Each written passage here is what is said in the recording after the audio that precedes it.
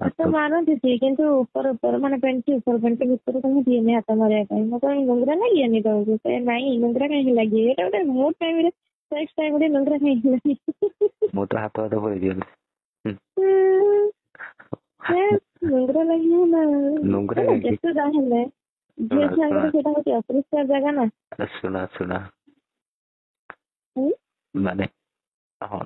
ମାନେ ଜଣ ସହିତ ସେକ୍ସ କରିବ ତାକୁ ତ ଗରମ ଫାଷ୍ଟ କରିବ ନା। ତମେ ଯାହାକୁ ବାହା ହବ ନା ମ୍ୟାରେଜ କରିବ ଯାହାକୁ ତା ବେଳଟି ଖରାପ। ଯାହା କହିଲ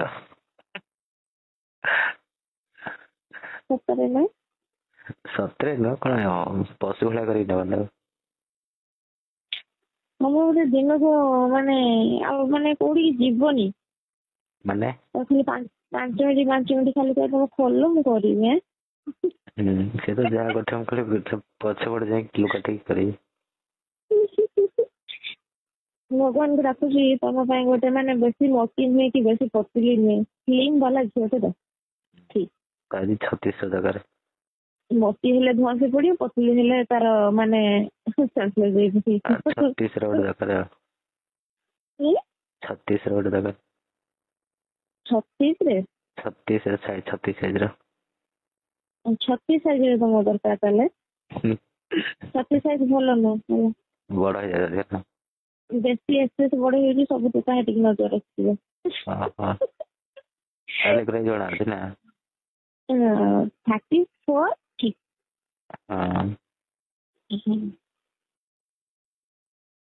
ମୋର ମାନେ ମ୍ୟାରେଜ ପୂର୍ବରୁ ଥିଲା 32 ଏବେ କାହିଁ 34 ହେଇଛି କେଜାଣି ଦଉଳି ପଡିଥିବ ସେଥିପାଇଁ ଏଇ ନା ଇଏ କହୁଛନ୍ତି ସବୁ ଝିଅ ଛୁଆ ମ୍ୟାରେଜ କରିସାରିଲା ପରେ ତାଙ୍କର 30 ଟା ବଢିଯାଏ। ସେଇଟା ଠିକ କଥା ହେଇଥିବ। ମୁଁ କହିଲି କାହିଁକି ବର୍ଷା ନା କୋଉ ଛୁଆଙ୍କର ହାତ ବୁଝିଲେ କାଢ ବଢିଯାଏ। ମତେ ସେ ଭଲ ପାଉଥିଲେ ମତେ କହିବାକୁ ତୋ ବଡି ଅଛି ତ ଛାତି ତ କାହିଁ ନାହିଁ।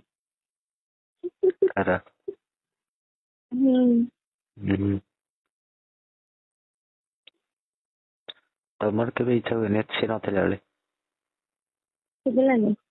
ମୁଁ କହିଲି ଭାଇ ନଥିଲା ତମର କିଛି ଇଚ୍ଛା ହୁଏନି ନା ଭାରି ଭଦ୍ର ଗୋଟା ଆଉ ଗୋଟେ କଥା ଜାଣିଛ ନା